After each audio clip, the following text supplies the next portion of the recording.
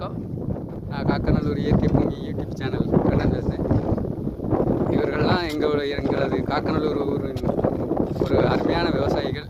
இப்பொழுது சிறுகிழங்கு பார் வாங்கியிருக்காங்க. இந்த விவசாயிகள் இந்த நிலத்தில் விவசாயம் எப்படி பார்க்காங்க பாருங்கள். சிறுகிழங்கு பார் வாங்கினாங்க. எங்கள் ஊர்லேயே பிரதான பயிர் சிறுகிழங்காக இருந்தது. இப்போ சிறுகிழங்கு பயிர் கொஞ்சம் குறைச்சிட்டாங்க. ஏன்னா இந்த என்ன காரணம்னா இந்த பன்னி தொல்லை.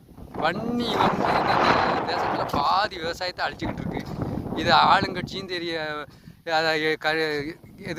ஆளுங்கட்சிக்கும் தெரிய மாட்டேக்கு, அதை எதிர்கட்சிக்கும் தெரிய மாட்டேக்கு. மக்கள் வந்து இன்னைக்கு விவசாயிகள் வந்து அதை வந்து அரசாங்கத்திட்ட எடுத்து சொல்றதுக்கு நாதி கிடையாது. அதனால தான் பன்னிக்கு பயந்து போய் இந்த சிறுகிழங்கை எங்கள் ஊருக்கு விவசாயிகள் குறைச்சிட்டாங்க. இதை வந்து அரசு கற்றுக்கணும். இந்த செய்தியெல்லாம் அரசாங்கம் காதுக்கு போய் சேரணும். நிறைய விவசாயிகளோட நிலைமை இன்னைக்கு சிறுகிழங்கு பயிர் பண்ணதே விட்டுட்டாங்க.